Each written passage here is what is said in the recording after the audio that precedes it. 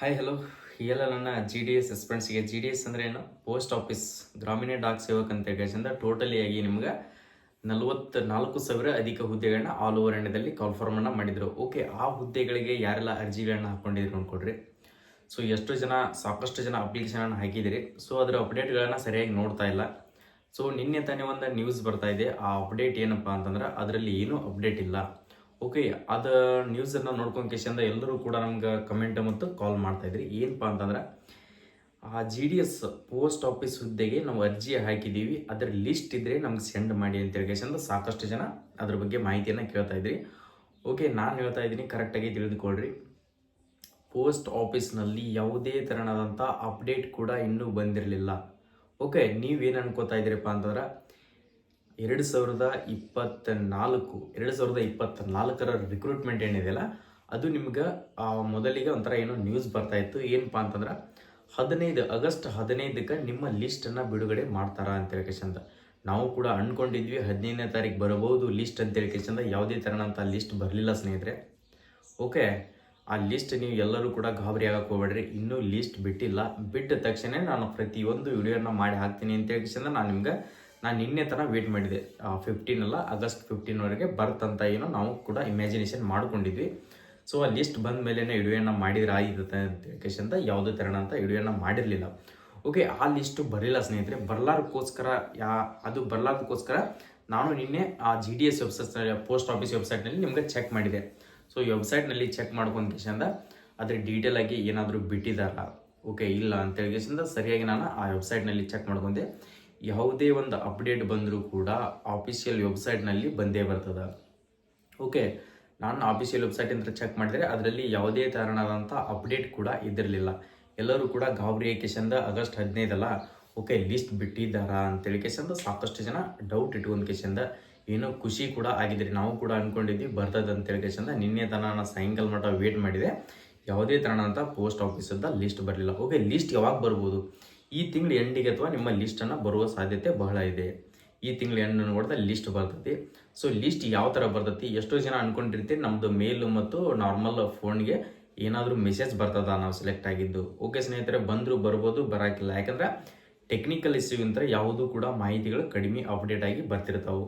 ಅದಕ್ಕೋಸ್ಕರ ನೀವು ಯಾವ ಥರ ಚೆಕ್ ಮಾಡ್ಕೊಳ್ಬೇಕಂತ ಹೇಳಿ ನಾನು ಪ್ರತಿಯೊಂದು ಪೋಸ್ಟ್ ಆಫೀಸಿಂದ ವಿಡಿಯೋನ ಮಾಡಿ ಹಾಕಿದರೆ ನಿಮ್ಮ ಮುಂದೆ ನಾನು ತಿಳಿಸ್ತಾನೆ ಇರ್ತೀನಿ. ಯಾವ ಥರಪ್ಪ ಅಂತಂದ್ರೆ, ಸೊ ನಿಮ್ಗೆ ಜಿ ಡಿ ಎಸ್ ವೆಬ್ಸೈಟ್ ಅಂತ ಹೊಡೆದ್ರೆ ಜಿ ಡಿ ಎಸ್ ಓಪನ್ ಆಗುತ್ತೆ, ಇಂಡಿಯನ್ ಪೋಸ್ಟ್ ಆಫೀಸ್ ಅಂತ ಹೇಳಿ ಅದ್ರ ಮೇಲೆ ಕ್ಲಿಕ್ ಮಾಡ್ಬೋದ್ರಪ್ಪ ಅಂತಂದ್ರೆ ಅಪ್ಲೈ ಆನ್ಲೈನ್ ಅಂತ ಅಲ್ಲಿ ಇರ್ತೈತಿ. ಅಲ್ಲಿ ಓಪನ್ ಮಾಡಿದ್ರಪ್ಪ ಅಂತಂದ್ರೆ ನಿಮ್ಮದು ಸ್ಟೇಜು ಅದ್ರದ್ದು ಒಂದು ಲಿಸ್ಟ್ ಬಿಟ್ಟಿರ್ತಾರೆ. ಲಿಸ್ಟನ್ನು ಕರ್ನಾಟಕ ಸ್ಟೇಟ್ ಅಂತ ಹೇಳಿ ಅಲ್ಲಿ ನೀವು ಕರ್ನಾಟಕ ಅಂತ ಆಪ್ಷನ್ ಚೂಸ್ ಮಾಡ್ಕೊಂಡು ಕರ್ನಾಟಕ ಚೂಸ್ ಮಾಡಿದ ಮೇಲೆ ನೀವು ಯಾವ ಡಿವಿಷನ್ಗೆ ಹಾಕಿದ್ದೀರಿ.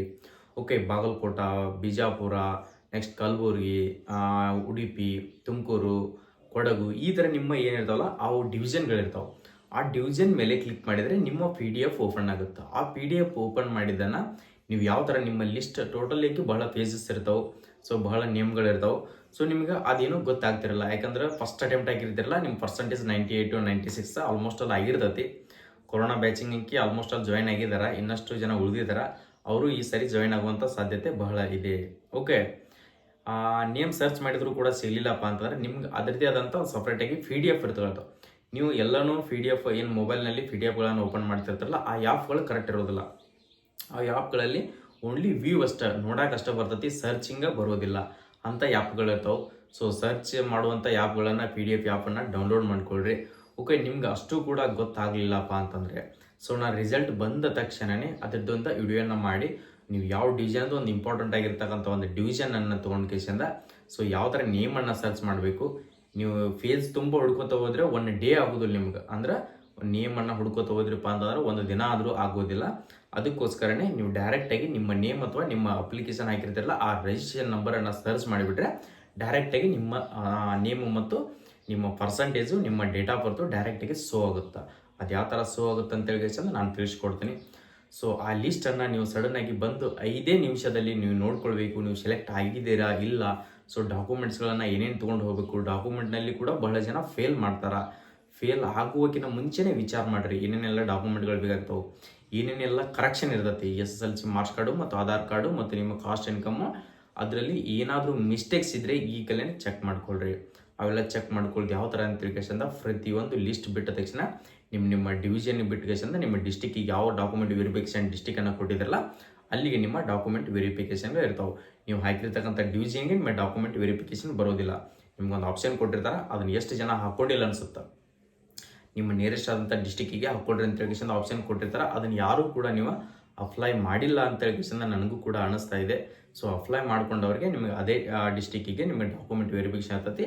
ಡಾಕ್ಯುಮೆಂಟ್ ಹೋಗುವಾಗ ಏನೇನು ಬೇಕಾಗ್ತಾವೆ, ಸೊ ಎಷ್ಟು ಜೆರಾಕ್ಸ್ ಬೇಕಾಗ್ತವೆ, ಎಷ್ಟು ಫೋಟೋಸ್ ಬೇಕಾಗ್ತವೆ ಅಂತ ಹೇಳ್ಕೇಶಂದ ಲಿಸ್ಟ್ ಬಿಟ್ಟ ಮೇಲೆ ನಾನು ಒಂದು ವಿಡಿಯೋನ ಮಾಡಿ ಹಾಕ್ತೀನಿ. ಅದ್ರ ಬಗ್ಗೆ ಡೀಟೇಲ್ ಆಗಿ ನಿಮ್ಗೆ ಒಂದು ವಿಡಿಯೋನ ಮಾಡಿ ಹಾಕ್ತೀನಿ.